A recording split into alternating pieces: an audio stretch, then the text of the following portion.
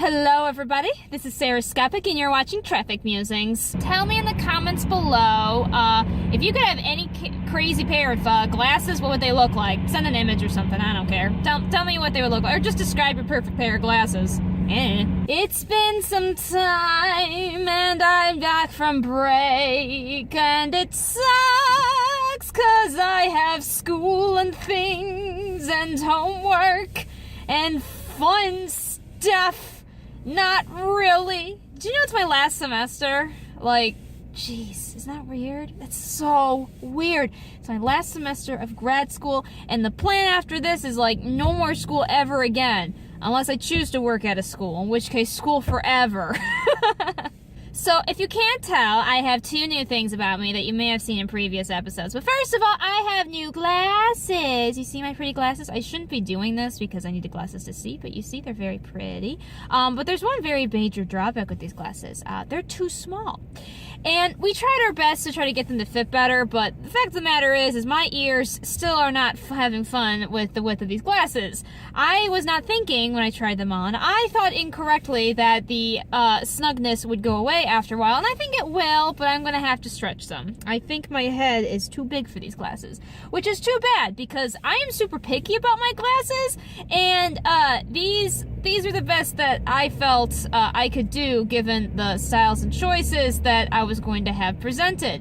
And the problem is not that like the styles and choices I saw were bad necessarily, it's just, once again, apparently my taste in fashion and glasses is not aligned with the fashion of the times. So, yeah, you know it's bad when I almost went to the men's section to get glasses. The only reason I didn't do that is because they have even weirder men's style glasses in some cases, in which case it wasn't gonna look good at all. So anyway, these are nice. They're just a little small, so I'm gonna see what I can do about that. Don't know what I can do about that, but we'll see how that works. Me and glasses have a very strange history together, and I'm going to be telling this story with full realization that it's going to be kind of embarrassing to tell this story because, how do I even begin with this? Did you guys ever read Tom Sawyer by Mark Twain? I had to read it for a class, for a middle school class. I actually really enjoyed that book. I thought it was freaking hilarious. Some other people that were reading it with me, because we were like in small groups, not the whole class, didn't have to read just certain groups. My other people in my group didn't understand the humor, I guess. I don't know. I thought it was funny. But one part of that book, and it's pretty much one of the most infamous parts of that book in the beginning, with the whitewashing of the fence, it always stuck out to me because of how true it was. How true not only of society, but how true it was for me, and it has been for me. And it, well, not as much anymore, but it used to be when I was younger. What I mean, if you guys don't know what I'm talking about, there's a scene in Tom Sawyer, and if you don't know, Tom Sawyer is basically a young boy who gets into a lot of trouble. That's all you really need to know. That's pretty, I think there was a greater plot. If there was, I certainly don't remember it. Anyway, so Tom Sawyer does this thing where he is, I don't even think he lives with his parents. Doesn't he live with someone else? Anyway, his parental figure tells him that he needs to paint the fence white. He needs to whitewash the fence, I think is the term. And obviously, nobody wants to paint a fence. So he's like, fine, I guess I'll go do it because that's his job. So he goes outside with a bucket of white paint and starts painting the fence. And a couple of people he knows from his school or whatever come up and make fun of him for having to, paint the fence white, because who wants to paint the fence white? And Tom Sawyer does a thing where he goes, what do you mean? I love painting fences. Whitewashing fences is my favorite thing to do. And so all of a sudden he just talks about the joys and just how much greatness he gets, or just how much joy and happiness he gets from painting this fence white and all this kind of stuff. And suddenly all the kids are like, oh, I want to paint the fence white. Can I paint the fence white? And so all of a sudden and of course, like, I don't know, I really enjoy doing this. I don't know if it'd be great for you guys to do it. I really love doing this. And they say, no, we want to try. We want to do whitewashing.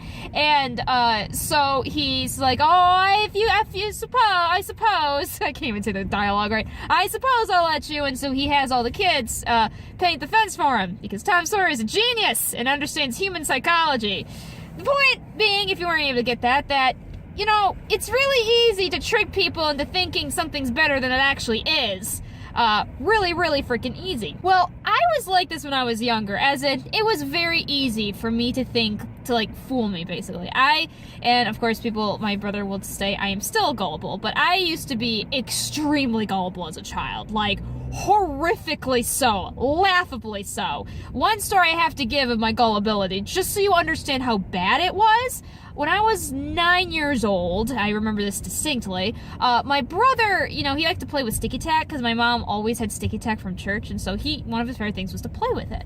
And he knew how to make a cube, because of course he did. So he would make a little cube, and I would look at it, and I'd be like, how do you make that? How do you make a cube? I want to know how to make a cube. And he says, no, you're not old enough to know how. I'm like, well, when can I learn? And he says, when you're double digits, when you're 10 years old, you will learn how to make the sticky tap into a cube. I don't know how long it took. My brother was always like, oh, it took a year. It was probably less than 6 months later, just to give myself a little bit of wiggle room. I'm turning 10 years old, and literally the day after, I go to my brother and I say, well, are you going to teach me how to make a sticky tack cube now? And he, like, forgotten about it, because of course he did. So, anyway, that was a thing that definitely happened. However, this is also an issue in terms of my glasses. So, when I was younger, I didn't need glasses. When I mean younger, I mean, like, around the age of between, 2 to 10 or whatever. My brother, however, had to get glasses because he had very, very poor vision when he was younger. And we would go to the eye doctor, and he got to pick out these frames, and I thought it was the best thing ever. And I really wanted glasses. I was like, Mom, I really, really, really want glasses. Why can't I have glasses? And I was upset about it because, of course, I was a super overdramatic kid for lots of different reasons. And I didn't get glasses, and I was really upset about that. Well, my mom, trying her best, not realizing this would have dire consequences in the future, told me that, no, it's okay that you don't have glasses. That's a good thing. It means that you have good eyes. So, because I was learning that people who had poor vision needed glasses, and I didn't need glasses. So therefore, what was the point? So so all of a sudden I went from totally wanting glasses just because Robbie had glasses to being like, oh, sorry, someone was honking. Wanted to make sure it wasn't anything bad. We're good. Okay, continuing with my story. So she's like, Sarah, you don't need glasses, so that's a good thing. It means your eyes are good. And I was like, oh, okay. So suddenly I decided, I don't need glasses. This is a good thing. I don't want glasses. So I go through my years of school, I didn't make fun of people with glasses, of course, but there was a pride I felt in my chest of not needing glasses. This meant that something was good about me. I had good vision, and that was a good trait. Well, fast forward to, I don't know, probably when I was 10 or 11 years old, my school did vision and hearing tests regularly for the students, and they couldn't really do anything about it. It was just very much that they would, test it, and then if they felt there was a problem, they'd basically send a note home saying, we fear there's a problem. Well, remember when I said I was an overdramatic kid? Well, I think when I was 10, I think I was still in elementary school, but maybe when I was 11 and 5th grade, I get my vision test, and the lady says that my vision is not quite where it should be, and that it's not really 20/20.